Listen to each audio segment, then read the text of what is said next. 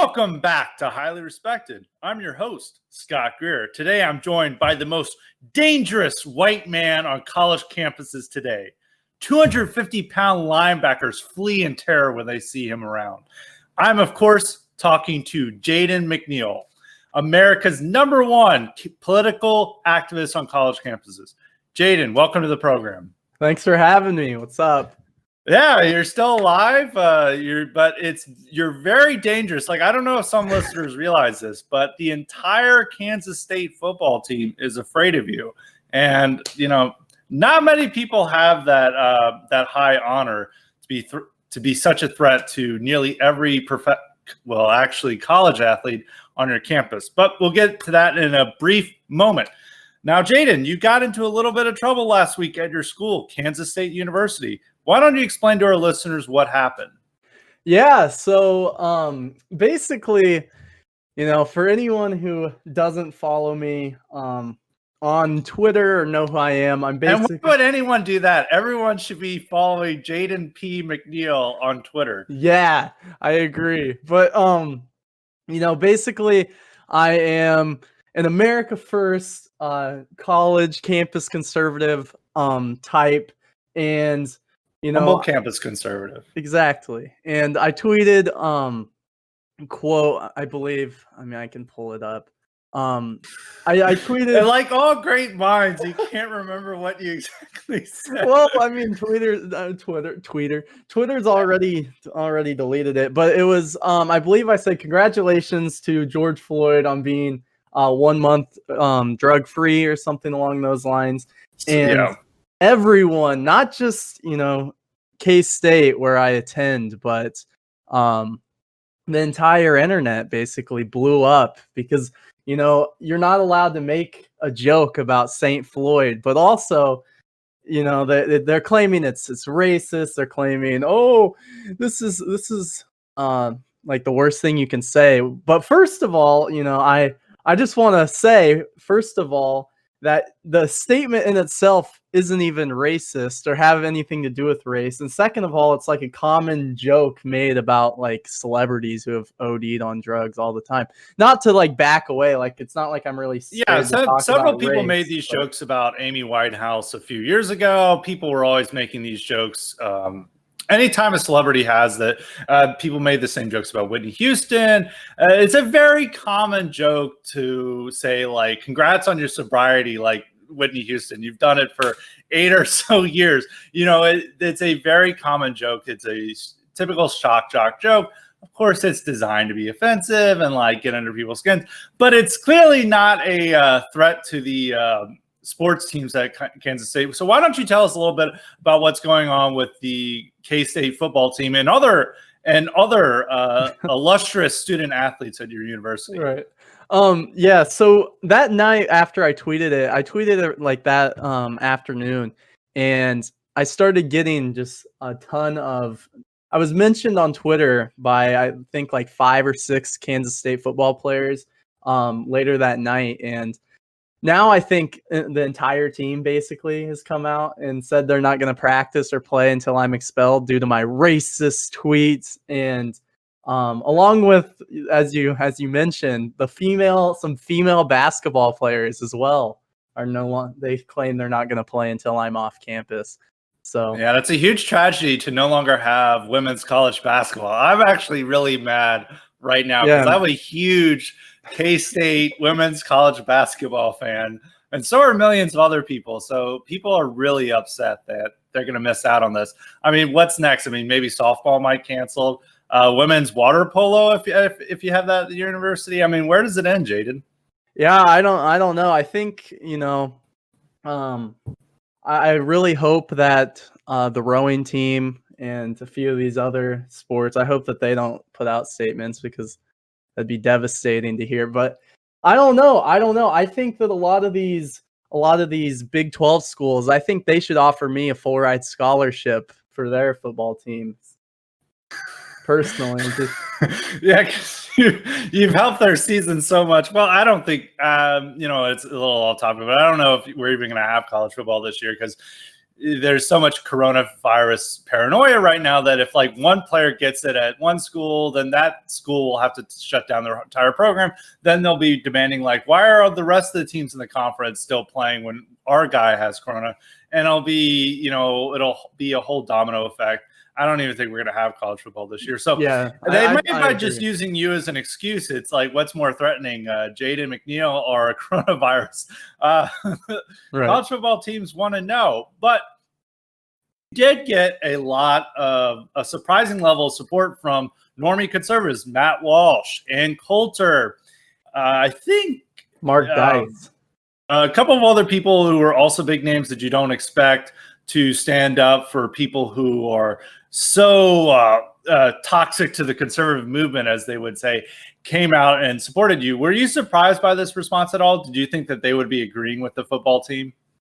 Honestly, I was surprised to see some people like Matt Walsh. I don't know if him in particular, I was pretty surprised about. I don't know if it was because Michelle was coming at his neck because he tweeted the day prior about never backing down to the mob, or if it was actually due to his own convictions. But yeah, I mean, that was obviously surprising, and I think that kind of speaks to why it's important just to,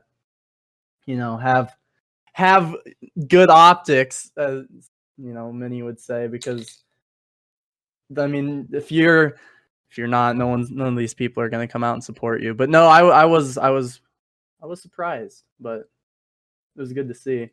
Well, and even the joke itself, I think that some people would have been like, well, maybe that wasn't the smartest thing to tweet out. At the same time, they're going to be like, the response to it is so disproportionate to what you said. I mean, like, you're also getting dozens, actually even hundreds of death threats that people are threatening to find you on campus and stab you to death. I think there was like some weird boomer who threatened to take you into a padded room and start torturing you and like tearing out all your teeth. So, and this response is far more of a threat to you when you have, at least 100 students at that campus threatening to find you and beat you up or even murder you, versus your joke, which, everyone admits like it is designed to ruffle some feathers.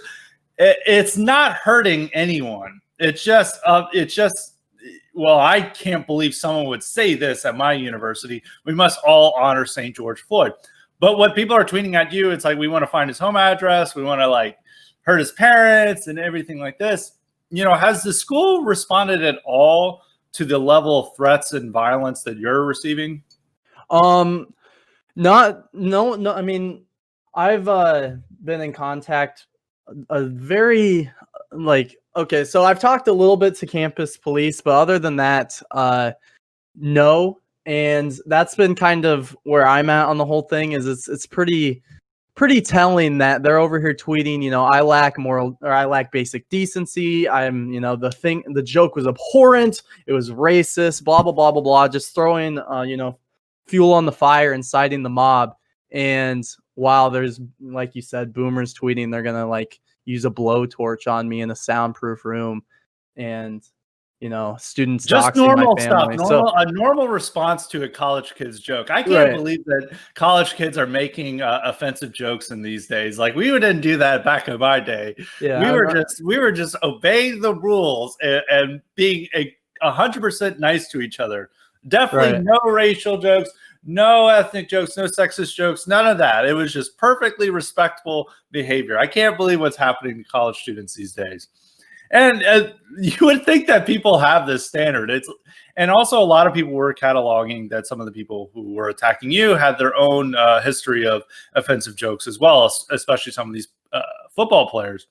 But moving on from that, is the school announced it has a new set of policies entirely in response to your one tweet. And why don't you explain that to listeners of what they're laying out? What are the new rules that they're setting before all students? Yeah, so they just recently announced a set of 8 student-related action steps that they are going to, they're committed to following. And here, I mean, if you read through it, I don't want to read through all of them, but some that jump out is, I mean, the summary of all of this is basically they're just going to increase They're going to have more black people or minorities on campus, students of color. And for example, this one's pretty good. Number 3, increase recruitment efforts with the aim of raising enrollment of students of color to meet or exceed the state of Kansas demographics. Number 4, increase efforts to raise retention and graduation rates of students of color with annual measurable goals. So, it has to be racism that they're not graduating on time. That's the only possible explanation, is that the white supremacy on Kansas State University. Even your tweets may encourage people to just they can't focus on their schoolwork so much that they're thinking about your tweet that they flunk their class. I think these are really good explanations for the school. No, I agree. I mean, these same people can, tweet out death threats and whatnot, but let's be honest, the tweets are far more harmful to their mental well-being. So, yeah. So the school has had this whole action plan and they had to release this because they had all these players, as you were mentioning before, who are threatening to boycott the whole season, and Kansas State's football team is still vowing not to play or practice up until there's direct action taken against you. And they had to offer something, so they're offering this in the hopes that this calms everyone down. Do you think it will, settle down campus, that they will take this new code of policy as an appropriate response to your tweet? No, I really don't.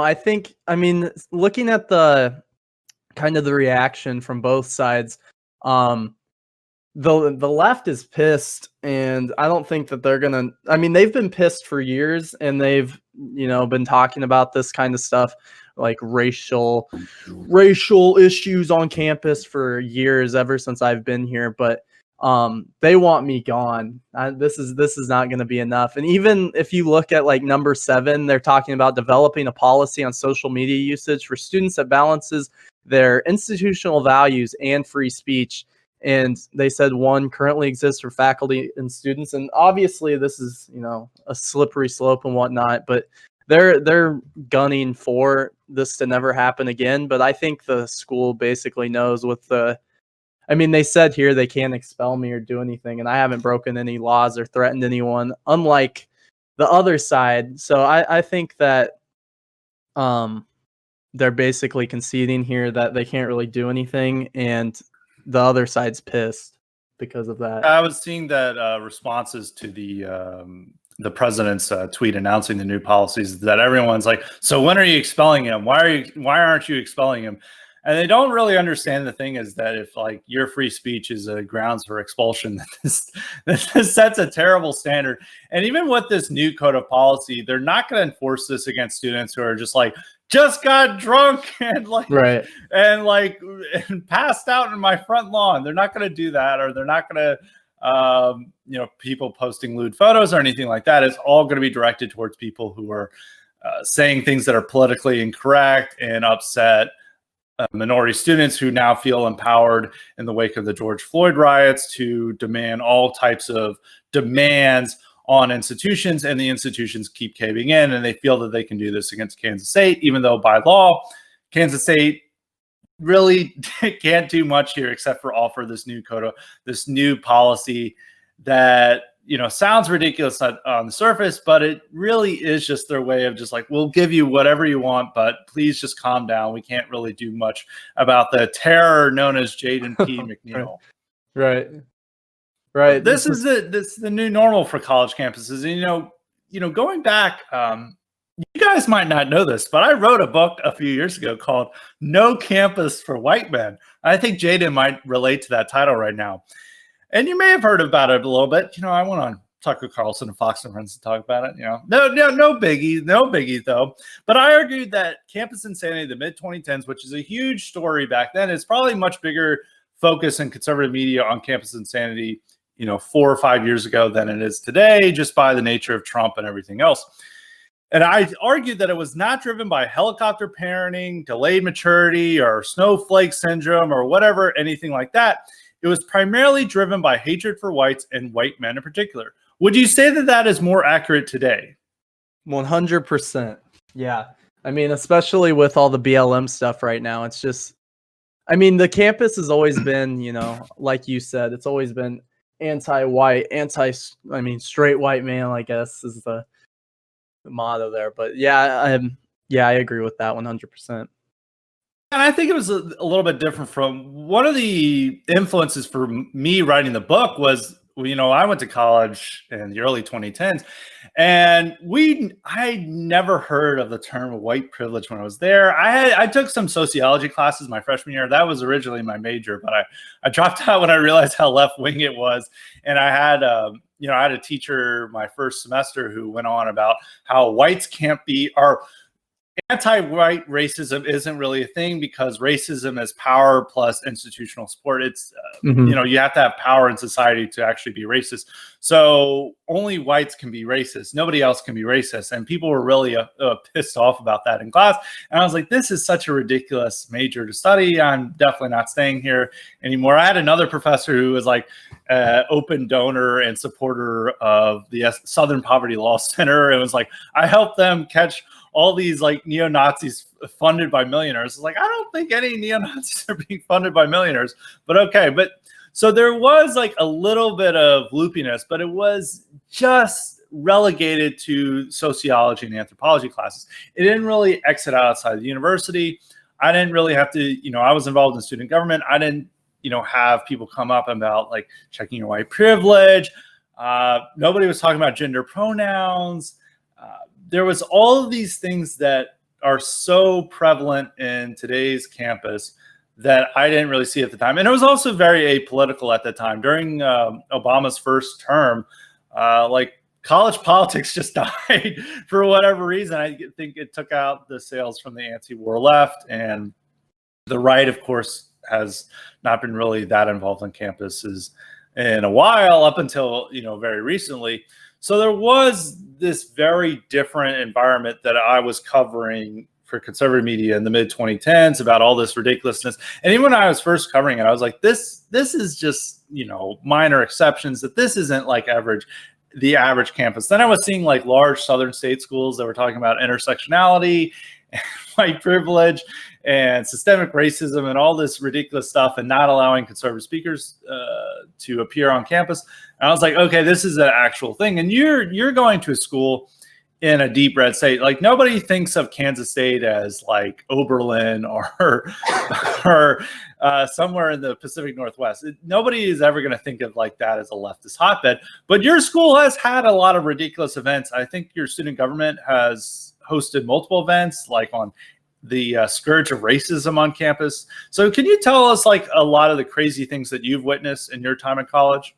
Yeah, going back to the classes and the kind of stuff that you were talking about in sociology, if you remember last year around this time, I had a tweet that went pretty viral then as well about I tweeted about having to take my multicultural classes, which is now a requirement for every single major at K-State. It's like a part of the K-State 8, which is core classes you have to take.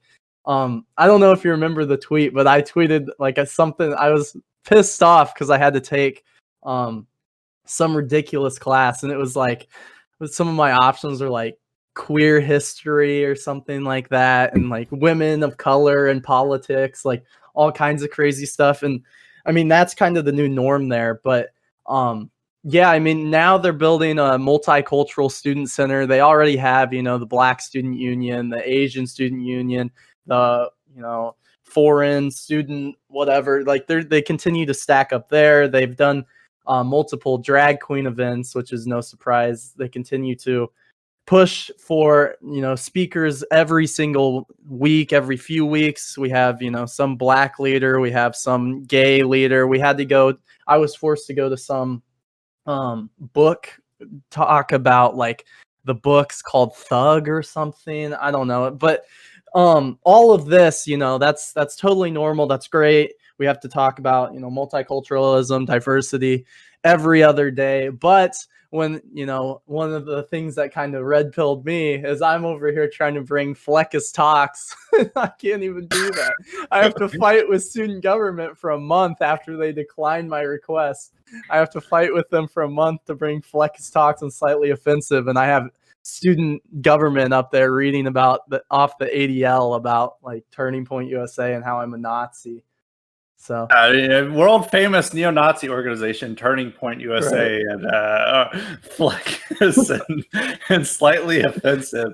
It is funny that these are definitely the people that they have this hyperbolic reaction to. I mean, it was the same with like Ben Shapiro. I mean, whenever Ben Shapiro had these controversies in 2015 and 2016 about speaking, and also Milo Yiannopoulos at his peak was also having a lot of these same controversy where people were trying to ban him, where there would be protests if they spoke, and there was a few schools that were successful, and I think blocking Milo and Ben Shapiro at that time. So I can only imagine it's worse. It's even harder to get these guys on campus, unless they're really. Even though last fall seemed like the peak of conservatives on college campus, but they were having a little bit of a backlash, which we'll talk about later on in the show. So there is a very different environment on campuses today than I think it was, 8 years ago. That there was a big transformation in the second term of Obama. I think it was with the rise of Black Lives Matter, and also more people, a lot of younger people getting their brains poisoned by Tumblr and like left-wing Twitter at the time, because social media was not as big. I mean, people were, of course, on it, but Twitter was a very different platform in like 2010 and 2011.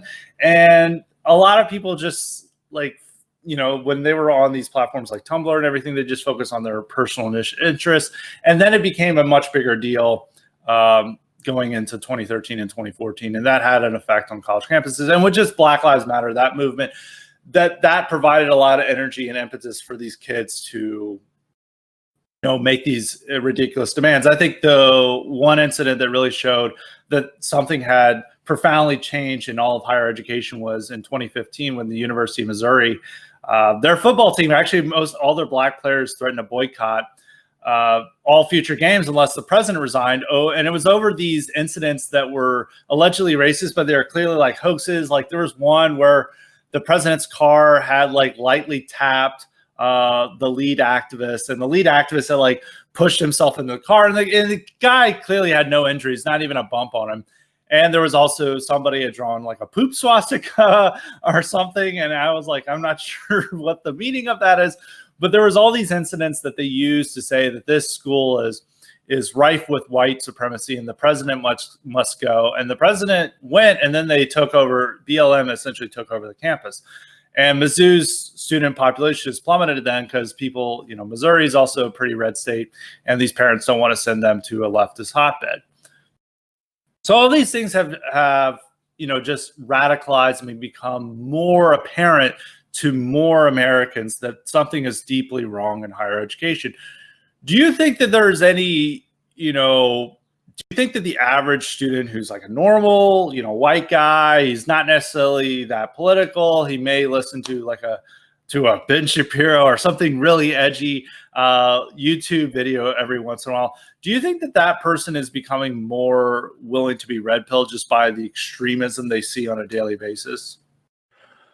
I think there's obviously yes, and I'm gonna take this the centrist position. No, I think that the dichotomy is definitely widening. The gap there is widening, and either they're going to be based and red pilled, or just completely cringe. I don't think that there's really an in between there. The majority of for example, my Turning Point chapter that I was the president of and started, I was a part of it for a year and a half, and all of those people were really open. Most of them,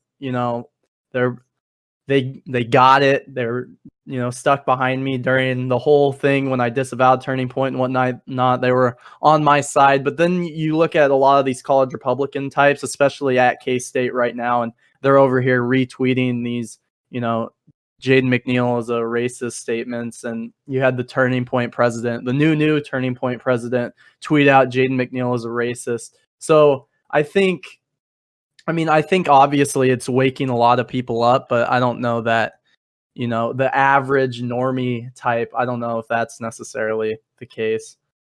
That they're just like putting their head down. They're like following the class curriculum. They're like, sure, white privilege is real. I just want to get this A. And they're just mostly focused on partying. And right. I mean, whatever happens around them on campus just doesn't register. Well, BLM is fashionable now. Like we saw on Instagram and whatnot, everyone's, posting their black squares and talking about, whatever, BLM, I'm with Floyd, whatever.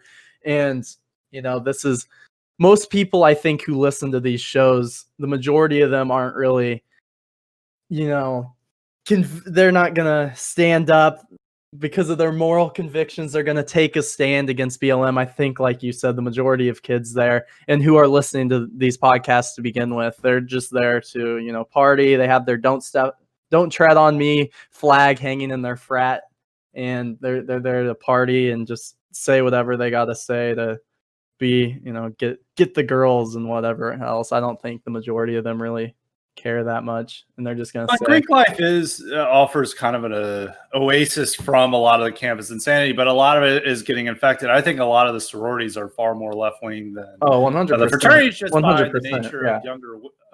If you look at the polling for young white women who are Zoomers and late millennials, the views are incredibly left wing, and they are reflecting that they're more likely to support Black Lives Matter, support gender pronouns, like think that trans people are getting murdered nationwide and that we must do more to protect them.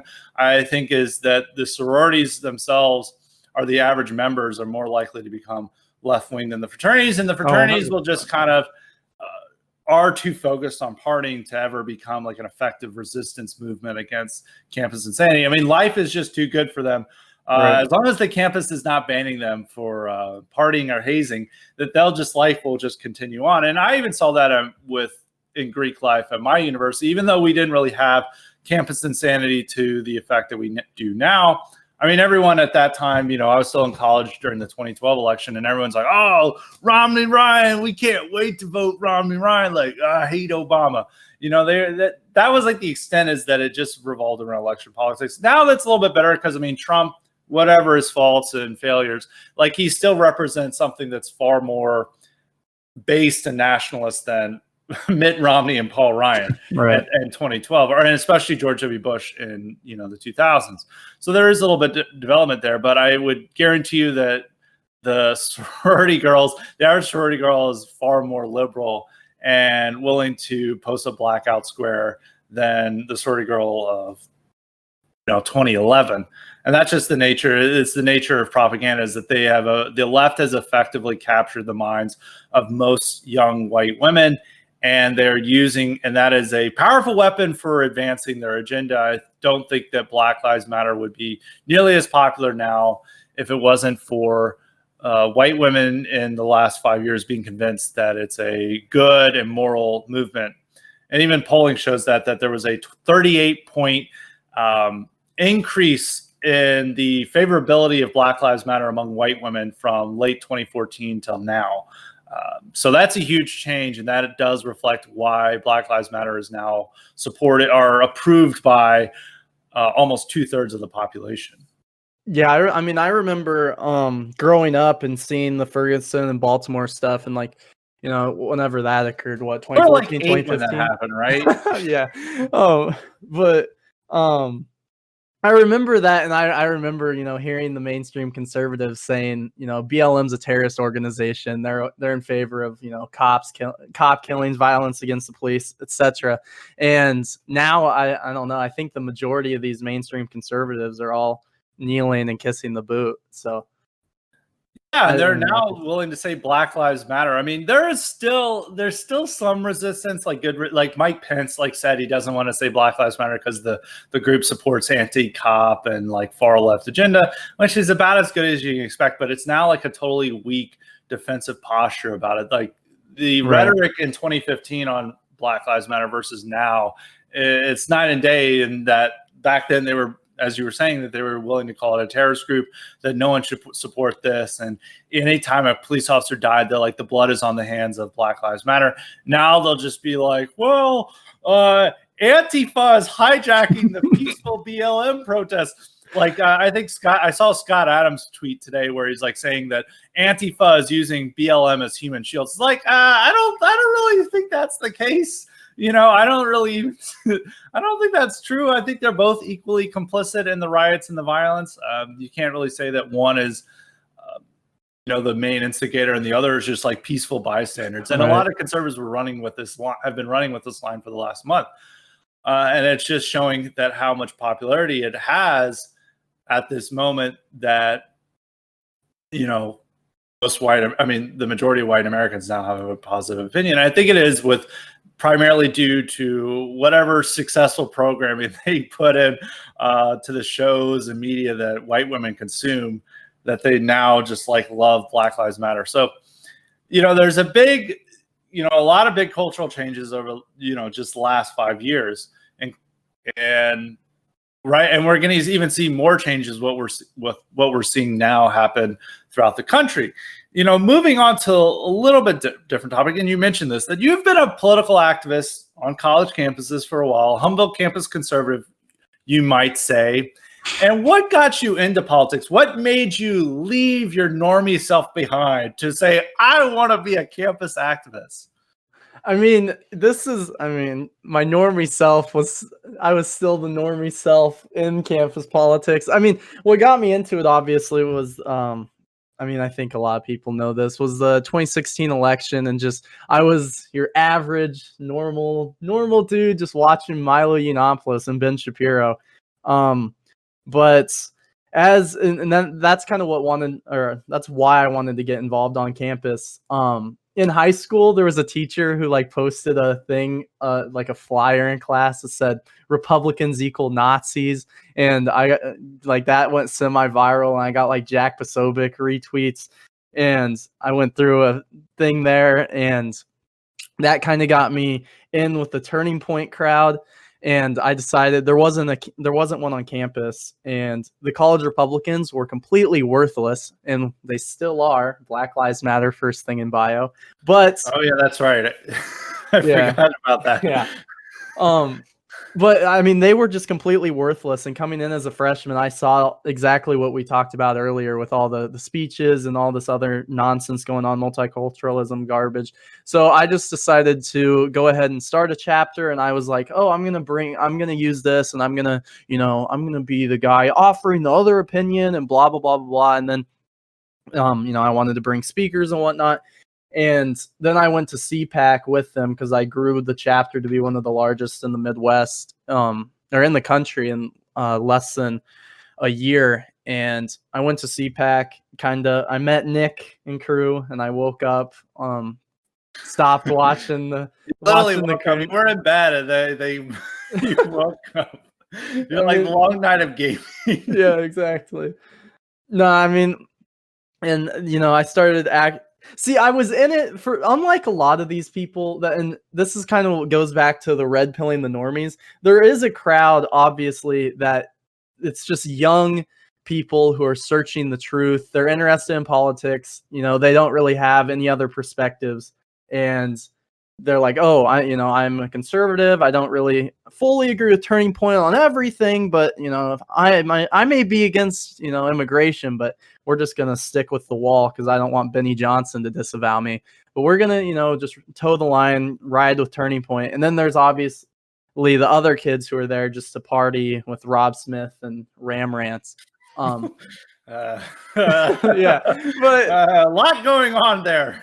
But yeah, no, there is a lot going on there. But so I think I was always one of those that was in it because I thought that I was standing up for what was right. And then once I got red pilled and whatnot, then that's when I did the whole, I worked with Nick and people behind the scenes for 6 months, and then during Groyper Wars, I was out. I couldn't do it any longer, and I felt like that was a good time to come out with my letter against Turning Point. So Nick was your Morpheus, he just sat you down, and he's like, you break out of the Teep USA matrix. Well, we agreed. And you jumped out, and you're like, no, and you're emerging from your I love Israel t-shirt, and you're moving from your cube well, I need to get out of here.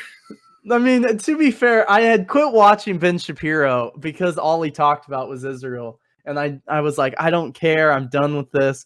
And I started watching some other, and like I was like, Michael Knowles and Matt Walsh is better than Ben Shapiro. But then, I never even had heard of Nick, and I met him at CPAC. And I agreed with him on immigration basically wholeheartedly right there. But then, the whole Israel thing, I never was one to, push it. And I would get boxes of I Love Israel stuff. I never once used it. I just kept it in the box because I'm like, why do I care? I don't care.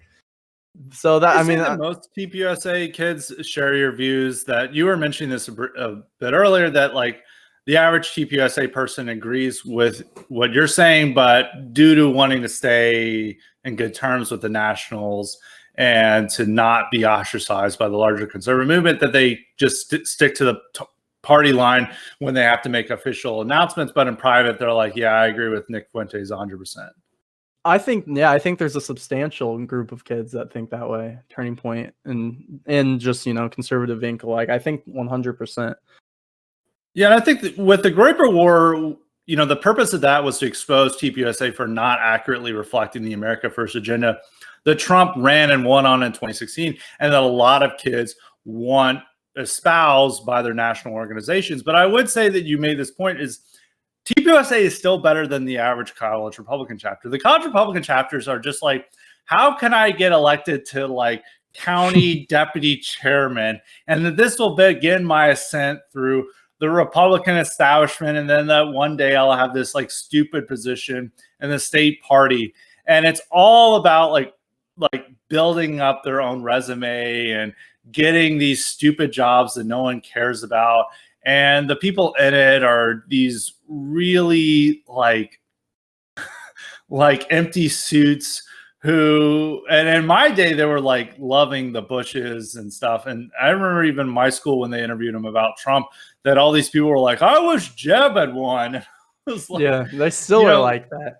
And a lot of chapters, you do have good college Republican chapters, but it's places where the college Republicans have not established themselves for a long time, that they don't have a deep connection to the local parties, and just base kids take it over because they're like, okay, well, I'll just create a college Republican chapter, as you're seeing in the San Diego State college Republicans and a bunch of others that had signed that letter calling for an immigration moratorium. There was tons of college Republican chapters that supported that measure. But those are a little bit atypical. I think the average person who's in TPUSA is probably more open to our ideas than the average college Republican. Would you say I'm wrong? No, I wouldn't. I know, being in Turning Point USA and kind of when I was in that crowd, I know that the college Republican and YAF people like hated Turning Point. And a lot of it had to do with that, just because, Candace Owens, whatever your opinion is on her, she's been now based. She's been way better. Yeah, exactly. Like, I forget whatever Candace Owens sends. Like, her video on George Floyd was like, that's like whatever wrong she did. I'm like, Candace Owens, right? Red pill black is for real, right? And she's way better than all these Ben Shapiro types. And like you said, these are mostly just climbers. They wear their suit around campus. I'm college Republicans, and I agree. Even people like Charlie Kirk, who's terrible. He's been he switches his positions every other minute, and he doesn't actually have any convictions to anything, along with most of those figures. But even when it comes down to him, and he's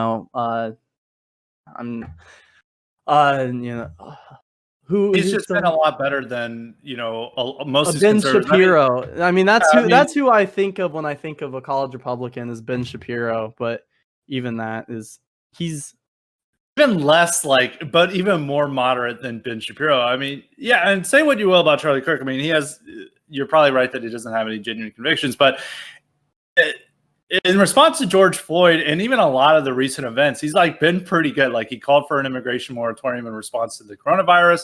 He was even criticizing Trump for not including most guest worker visas in his initial immigration order. He's been terrific in response to the BLM riots, and he's like called for he's been attacking Black Lives Matter when most conservatives are not. He's been focusing on Black criminality when most conservatives are focusing on police racism. And he's been defending the police. He's been largely good. Of course, we can't necessarily trust Charlie Kirk, and this is a response to the Groyper War. Same with Matt Walsh's, pretty good responses in response to the BLM riots. Is that they're ultimately bullied by the Groypers during the Groyper War into having these positions. And I think Charlie Kirk realized that he can't maintain himself as the official leader of Turning Point USA unless he moves further to the right to appease the base that he had to deal with last fall. So there are positive developments from that. And one thing that happened with the Groyper War is that all these conservative ink types in DC, they hate Charlie Kirk. They hate Turning Point USA. They love YAF, though, Young America's Foundation, which is pretty much run by Ben Shapiro now. And I remember, I think in 2018 or 2017, YAF had released a statement criticizing Turning Point USA, saying that they're racist and they're too tied to Trump. And most of the criticism coming from DC Conservative Inc. is that they're too America first, that they're too tied to Trump, that they're not real conservatives. And Turning Point USA has been much more successful at recruiting young college students than YAF, and there is a degree of jealousy there. But they all turned out to rally around Charlie Kirk when he was faced by Fuentes and the Groypers, which created this interesting dynamic that all these people who were like savaging Charlie Kirk, made fun of him for several years, then turned into oh, I can't believe Charlie Kirk's being attacked by these racists. We must defend Charlie. But at the same time, they were hoping that this would help out YAF. And so, there are a lot of problems with conservative outreach to young people. And you yourself are a young person. I may be a young person by some people's degrees, even though some of these Zoomers say just want to kill all millennials, which I have to defend millennials. It's okay to be a millennial. I stand against millennial genocide. You will not kill me just for who I am. I'm proud to be a millennial. But conservatives have always had this long-term problem with reaching young people and finding issues that really motivates them. When I first got in, moved up to DC to work for the Leadership Institute, these conservatives thought that the best way to get young people was to pair pro-free market messaging with office gifs. So it'd be Michael Scott says, reduce the size of government. This is how we win young people. And people would write entire blog posts about how this is really winning over young people. And Rand Paul and all these other people had these really lame messaging that was based on appealing to nerdy millennial girls whose personality is best expressed by The Office. And so they've always had this, but it's clearly not been working. And a lot of these groups have had troubles, and especially with the messaging that Charlie Kirk was trying to speak last fall and him being pushed back by all these young Groypers. What do you think is the best way to appeal to young people with a right-wing message? I mean, I think a lot of people, critique, what I do, and you were playing video games, and you listen to this music or you do that, and I think a lot of it's just meeting people where they are, and I think that the message of anti-immigration, showing them how these programs like H-1B, OPT, this hurts their future, talking about, everyone sees what is happening to society with the LGBTQ agenda, and, talking about them, meeting them where they are with this stuff while pairing it with, I'm young, I'm doing what they do. We aren't Benny Johnson. We're not posting, like you said, even to this day, still posting, the office gifts with We really need to ban them. They need to be banned. It's so I agree. cringe. I agree. We're not ram rants trying to, rap about gay sex and low taxes. Like, I just think it's being genuine in your messaging and just not being cringe and old. Not that there's anything wrong with old people and saying you can't be America first. Obviously, people like Pat Buchanan and etc.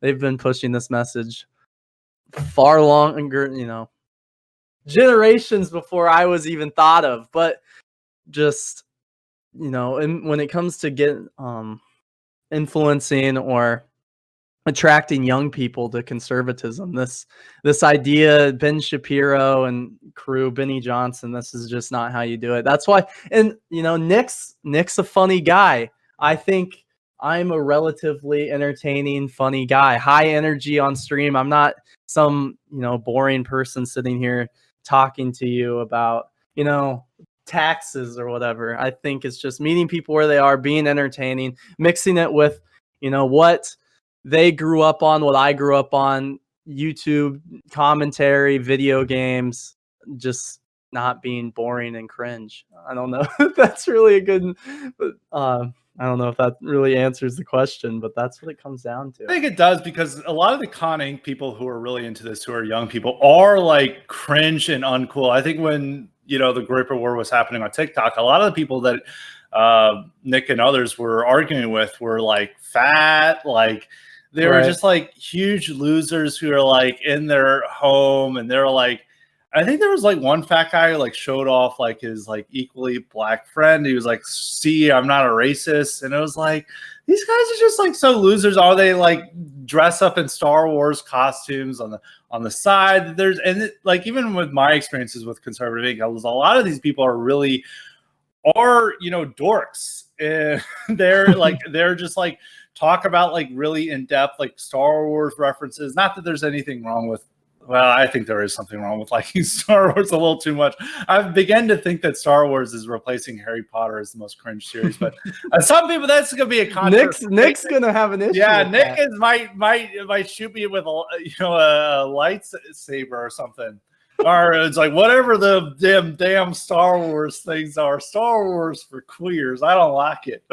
I just watch NASCAR. But yeah, so they have, no offense to the Star Wars fans out there. I mean, I like Star Wars as a kid, and I just think that libs have just gotten too much into it, and now they see all politics as, placing people in Star Wars universe like they used to with Harry Potter. But now with J.K. Rowling saying she opposes trans people, they have to move on to a different series. But, disregarding that, is they're not really cool people. And when I was first interacting with these people, I was coming straight from a fraternity, and I was like, none of these people I would think of as like really cool or really engaging or like people that I would want to party with. And they all have this very lame aspect about them that they're very atypical for the average college student to be caring about Milton Friedman and like free market economics. It's like people just don't really care about that. I mean, in fairness, a lot of the college kids just care about getting drunk and partying and having a good time, which that's at their stage of the life. But I would say that the American First crowd presents itself as something cooler, as much more relevant to youth culture.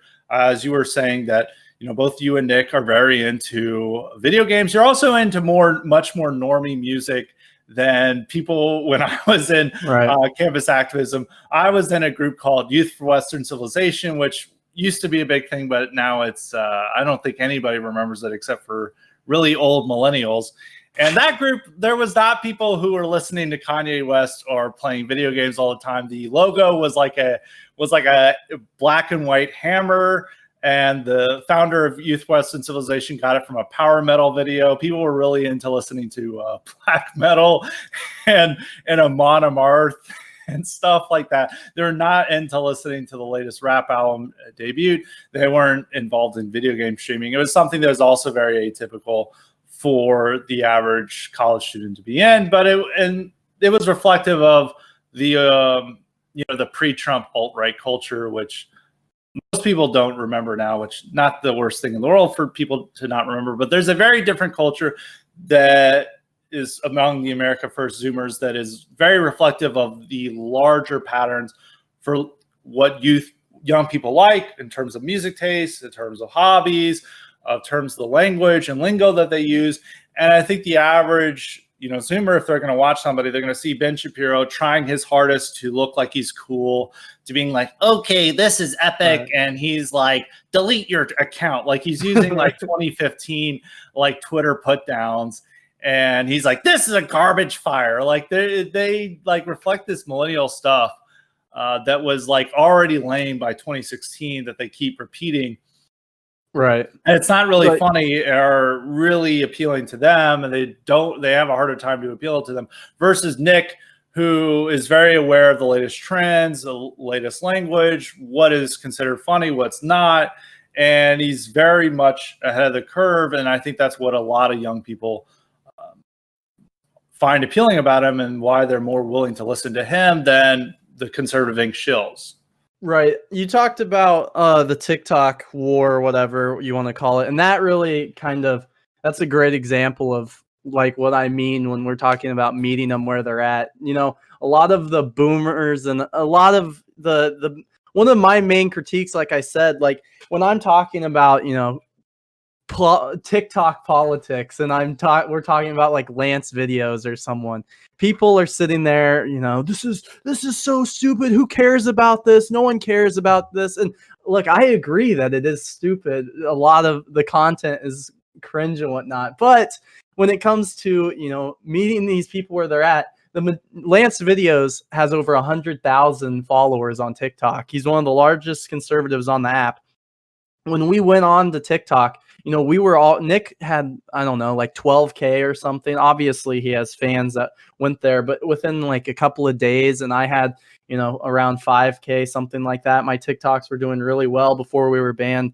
And it really like the majority, the people who watch Lance videos are Generation Alpha, and the majority, Generation Alpha and Z, who are interested in politics and lean right. And this, what content, when they get on TikTok, it's like, the other day I was talking about this and I compared it to like during the 2015, 2016 era of Milo, when I would get on YouTube and look at, I'm just getting into it. I'm not reading books. I just want to, watch a conservative own the libs or whatever I would say in 2016. I would watch Milo or someone like that, not really knowing, just like, oh, okay, I'm just getting into this. That's what's happening on TikTok with someone like Lance videos. They are not getting, the Michelle Malkin. They're not getting the Nick Fuentes. They're not getting these talking points. They're getting fed the Ben Shapiro talking points. They're getting fed the Charlie Kirk talking points. And that's why it's important to get on like a platform like that, or reach out through, the culture. I don't want to do the Ben Shapiro, well, culture is downstream, but it's true. And that's how these people get political. And that's why we're seeing the Black Lives Matter thing, like we talked about. It's trendy. That's what these people are into. I'm Black Lives Matter. I get likes. I say Black Lives Matter. My friends are into it. This is what all the celebrities are doing, blah, blah, blah, blah, blah.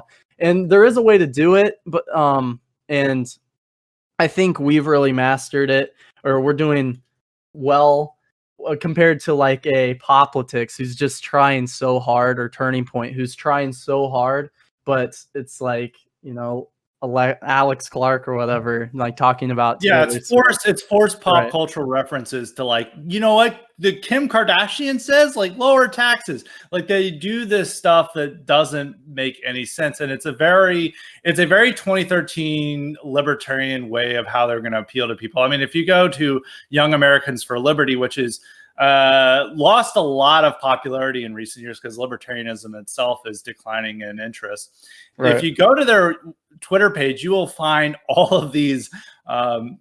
You really should use the term millennial memes in the way of like boomer memes, because it'll be like blank text. It'll have like scumbag Steve like messages about like big government and stuff. And it's like, this stuff was like old in 2010, and you're just forcing these pop cultural memes into something that's like not funny, and it's only appealing to this narrow set of dorks who are already into this stuff, who already like love reading Hayek and stuff. That's not what appeals to the mainstream of people. And a lot of conservatives like hate TikTok because it's like it's run by the Chi-Coms. They're stealing all your information. It's like I want to be like this Chinese communist agent who's like watching TikTok videos and he's like watching like some 19-year-old girl dressed up as like an anime character, like dancing to some pop song. It's like, oh, this is very hopeful to China. Like they're like, oh, we got all our information. It's like they're just watching like teenage girls like do dances like the whole time. I'm not really sure what China is what security systems of America that they're exploiting, but all these conservatives like we have to ban it, and we have to don't go on TikTok because they're going to steal all your information because it's the Chi-Coms. So like China is bad, but look at the other big tech people, like they're also bad too. And a lot of them are giving information to China, and you have to get on these platforms because that's where all the young people are. You have to reach them where they are, whether it's a TikTok or a gaming streaming channel like D Live or Twitch. You have to reach them out where they are, and having these boomer takes about Chi-Coms like stealing all your information and seeing which like college girl dance video you're watching or whatever. Like I'm not sure the Chinese it's really useful to the Chi-Coms cause for that to happen. But yeah, I don't know what you're talking about. I prefer to give my information to Israel. Parler is the future. Everyone needs to get on Parler. It's not even Parler. It's Parlay. Okay. You know that this is a successful platform. They're like, it's actually Parler. It's it's Parlay. It's a French term. And it's like, what? Like you're appealing to boomer conservatives, and you used a French term that's pronounced not in the way that it's seen in the English language. And yeah, and they're all now jumping on Parlay, which I mean, it's always good to have alternative outlets, right. But at the same time, I think a lot of people point this out that their conservatives are promoting Parlay as the real answer to tech censorship when like Twitter and all these big platforms, YouTube and all these huge sites had a massive wave of censorship this week, and they're just like, well, just get on Parlay. And it's like, well, no, you're not interacting with anyone. Unfortunately, the recording cut out right at that moment for some reason. We keep having boomer tech issues here. Or maybe some secret force, possibly the deep state, doesn't want to hear the great conversation I was having with Jaden McNeil. So unfortunately, we lost Jaden there. But to carry on that thought, is Parlay or Parler, as boomer cons are calling it, acts as a conservative ghetto. It's not the public forum that we need to interact with the general population and to gather news and to really interact with what's going on. It's just people talking to themselves, particularly boomer cons, and it's not a real solution to the tech issues that we have. We have to have a government solution that says that these big tech platforms have to allow free speech on their platforms and that they do not censor people based on political considerations. That's the real solution. It is not necessarily trying to build an alternative to Twitter that ends up being just the boomer con version of Gab. And a second part about how the current America First Zoomers are attracting more people and are reaching out to young people who lean conservative. I want to give people a white pill is that this is far more popular than projects in the past. Like I was involved in Youth for Western Civilization in the early 2010s, which was a paleo-conservative / proto-alt-right group that had literally about 10 to 15 members in the entire country. It was very small. It did do a lot of good things. It brought Tom Tancredo to campuses at University of North Carolina and Vanderbilt, I believe, and gained a few headlines back in like 2009 and 2010. But it was not having the same impact that Nick Fuentes, Jaden McNeil, the current spate of young people on campus, especially with the Great Wars, it did not have that kind of impact. And we're seeing that far more people are into this stuff and then into our ideas than they were 10 years ago, especially. I mean, the amount of people that you're running into at CPAC now versus 2011, it's at least 10 times the amount of people. So there are far more people into these ideas than even in 2016, I would argue. So there's a lot to be blackpilled around about right now.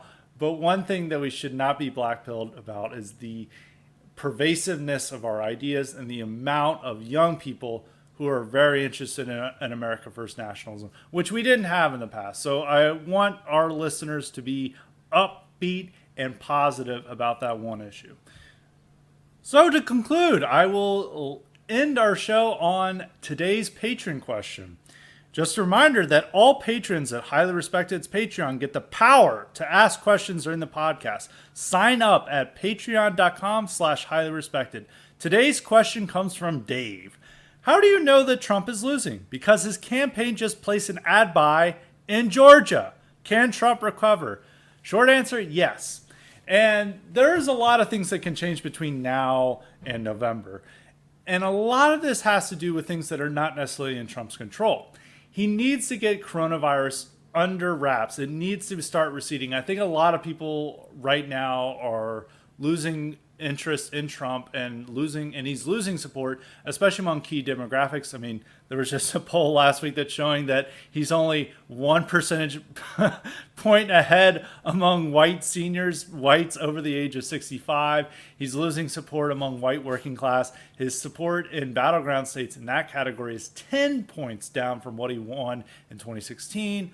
College-educated whites, it's over 20 points that Biden has an advantage over him. So he's losing the white vote right now, even though he's placing so much effort on winning over black voters with permanent funding for historically black colleges and the First Step Act. And he used to have the highest or the lowest black unemployment level in history. Those aren't working. His support is still around 5 to 6%, or even in some polls at 3%. But right now, the white vote is so down on Trump because they see that the country's in crisis. There's so much turmoil going on. We have the riots. You have the leftists tearing down the statues. You have the bad economy. I mean, there's over 40 million Americans unemployed right now. And of course, you have coronavirus, and the media is hyping up these current coronavirus fears in a lot of ways, probably to end the reopenings and to also hurt Trump's reelection chances. But there are a greater number of cases now than a few weeks ago. So there are a lot of concerns. So a lot of white Americans feel that there's so much chaos right now, and Trump is impotent to do anything about it. And in some cases, he doesn't necessarily have the magic power to cure coronavirus. And he can't muster up the centralized support to, have a national policy on how to direct it. There's a lot of things that are going on that are on the states and local governments in that regard. When it comes to rioting, it appears he's trying to do as much as possible. I mean, he is imposing federal penalties on people who are assaulting statues on federal property. He's still urging, mayors and governors to use whatever forces that they have and use them harshly against the protesters. And he just saw this in Seattle today, where the Seattle government finally cracked down on Chaz and they folded like a house of cards. It just immediately popped over. And in under an hour, police were able to reassert control in that area. So there are things that can occur. I mean, the unrest needs to subside. Coronavirus cases need to start having a dramatic decline. The economy needs to start rising again, and people feel like they're getting to work. And there's just a lot of factors that need to occur for Trump to get back on track. And, the ad buy in Georgia. Georgia is now a battleground state due to demographics. Same with many states, Arizona, Texas. Virginia is now a blue state entirely. So there are not these effects that placing an ad buy in Georgia isn't necessarily the worst scenario, but it is a sign that Trump is not where he wants to be right now. And if you look even at 2016, this is a different election from 2016, and a lot of boomers are like, well, the polls showed that Trump was going to lose in 2016. Well, by the end, the polls were actually not that off. I mean, the national polls showed, Trump down by 3 points, and he only lost he did lose the popular vote, by 3 million votes. And the state polling was fairly accurate. It was not that off. It wasn't like showing that Trump was going to lose by 12 points and that he somehow won the election. The polling near the end of the election was much more accurate. But that can all change. If it is looking at June of 2016, he was roughly down by 10 points against Hillary Clinton, and then factors change. So he needs, things to happen in his regard. Unrest needs to end. Coronavirus needs to be declined. People need to stop fearing it as much.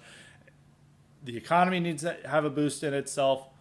There are a bunch of things that need to happen. And I think that these things could happen. Now, if everything stays the same up until November, they're still rioting in the streets. The economy is still in shambles. There's another wave of coronavirus. People are still in fear over the disease. Then, yeah, he's probably going to aim for a loss. But I think he can still recover. I don't think we can't write him off just yet. Wait till September or October. If the polling is still showing the same effects, then yes, you can say, rest in peace, Trump. Joe Biden is our next president, and that's just the situation we're going to have to deal with. But that's all the show we have today, and you should definitely follow Jaden P. McNeil on Twitter and at DLive, and his handle at both platforms is Jaden P. McNeil. And on DLive, he's primarily gaming and streaming and all that type of stuff, but he does offer some political analysis, and he does have guests on such as Nick Fuentes and Patrick Casey and others. So they do have some good content there. So please give him a follow and support him in any way you can. We thank him for coming on, even though we had this recording error. And until next time, stay respected.